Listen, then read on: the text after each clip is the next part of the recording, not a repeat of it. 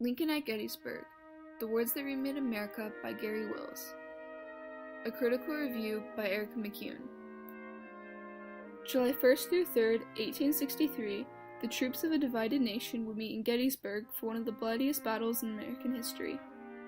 With combined casualties of over 50,000 dead or wounded, great confusion, and missed opportunities on both sides, it would be hard to imagine that a conflict like this could become one of the most highly regarded battles in American history, standing as a symbol for our nation's ideals.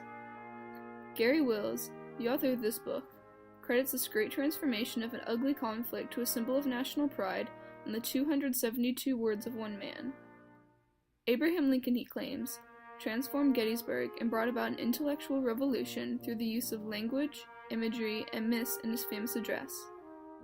Gary proves in his book how Lincoln's literal, intellectual, and political experiences brought him to that moment where he would deliver a speech that the nation would long remember.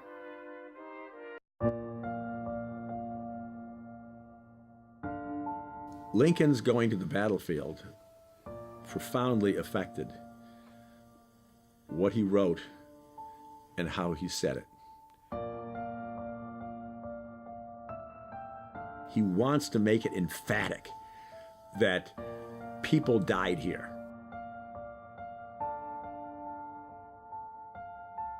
They're not to die in vain. So that was at least partly from the emotional experience of having been on that ground.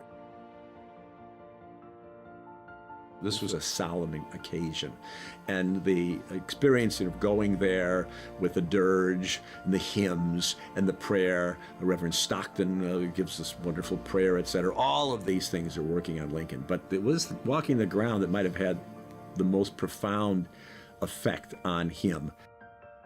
And one of the things of the beauty of this is kind of democratization of death, because you don't have big monuments, what have you. It's very sedate, very simple, little markers in the ground, many of them only able to identify somebody who's a private, maybe a private in this company. You don't even have names. It's the democratization of death. This is our common cause.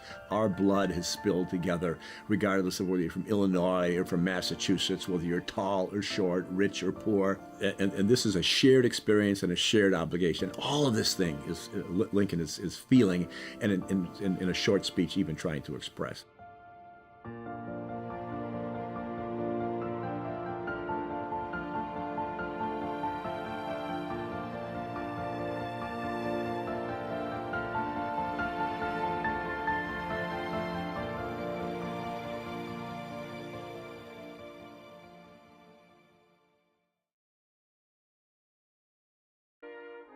In this book, Wills builds up and proves his point through careful organization focusing on different elements of the Gettysburg Address and Lincoln's life in politics and literature.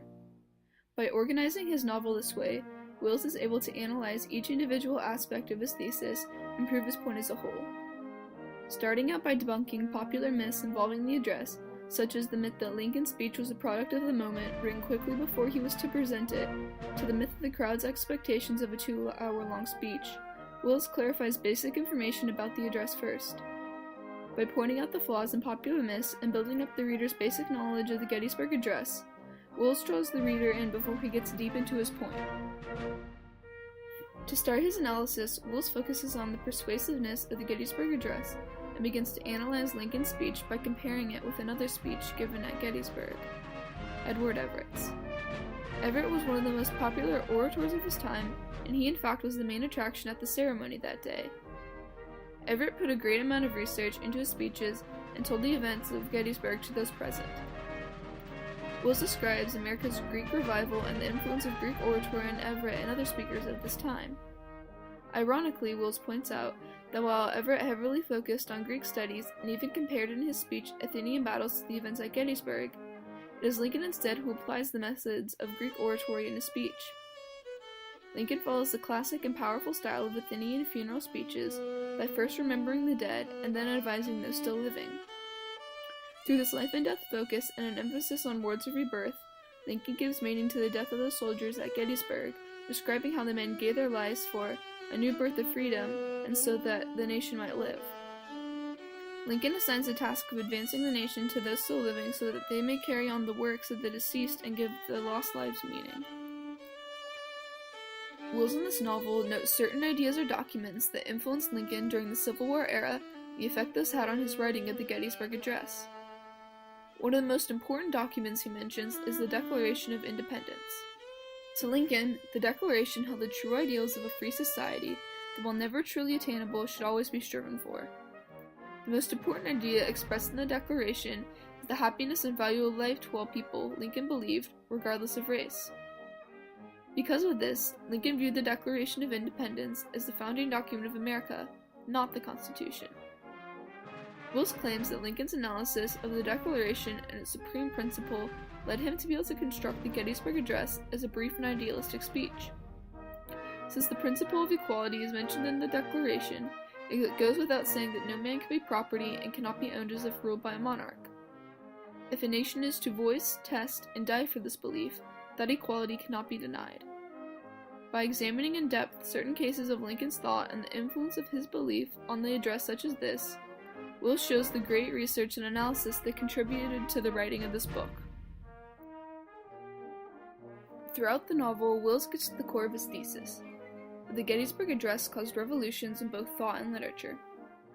This belief of Wills is broken down and spread throughout the book so that after the reader reaches the end, it becomes apparent to them the large extent of the revolution the speech created.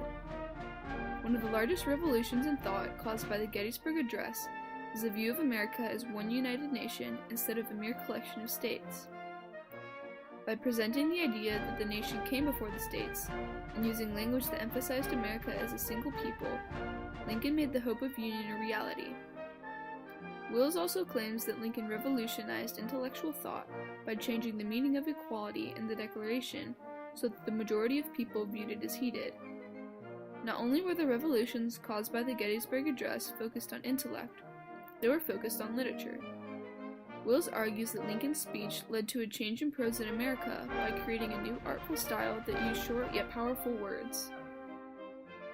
Although the book's main focus is the speech at Gettysburg, Wills goes beyond that to talk about Lincoln, such as his strategic style of leading and conflicting views on racial equality. Based on these topics discussed, it becomes clear to the reader that Wills highly regards Lincoln. Wills could certainly be biased towards Lincoln as he continuously praises his actions, intellect, careful thought, and the great impact he had on the nation. To strengthen the character and actions of Lincoln, Wills often compares him to highly regarded figures in American history, such as Mark Twain, Daniel Webster, and Theodore Parker. In the case of Parker, Wills even goes on to point out how Lincoln surpasses Parker through his desire to preserve the Union. Although Wills does constantly build up Lincoln's character, he does recognize his faults and at one point highlights the inconsistency when it came to the platform on racial equality. Depending on the area in which Lincoln spoke, he would purposely cross his speech to fit the attitudes of the people to whom he was speaking. If giving a speech in a place sympathetic to slavery, Lincoln would vehemently stress not his desire for the equality of races, but instead for the freedom of races. Wills points out how Lincoln was not seeking full racial equality and often regarded the white race as superior in morality and intellect. However, even though he did not seek out full racial equality, Lincoln did recognize the wrongs of slavery and believed in the right of all races to seek out happiness and economic opportunity.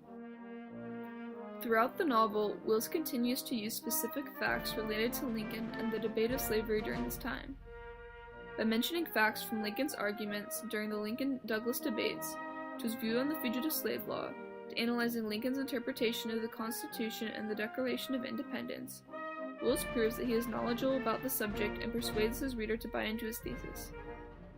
From the consistent use of facts and events related to debate on slavery, it becomes clear that although this book is suited to a wide range of ages, it requires the reader to be knowledgeable of specific events throughout American history. Because of this, it appears that Will most likely intended his audience to be educated enough about American history to thoroughly understand the arguments he uses.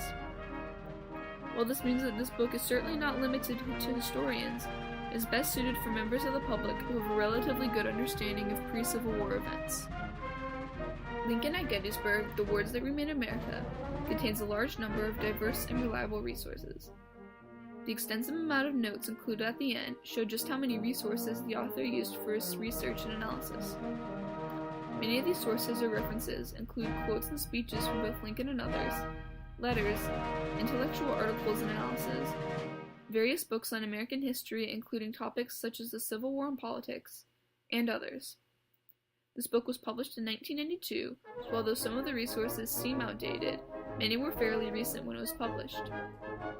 The dates from the bibliography show how he used resources relevant from the time period, such as speeches and quotes from people of the time, along with recent analysis, which contributed to a varied collection of resources.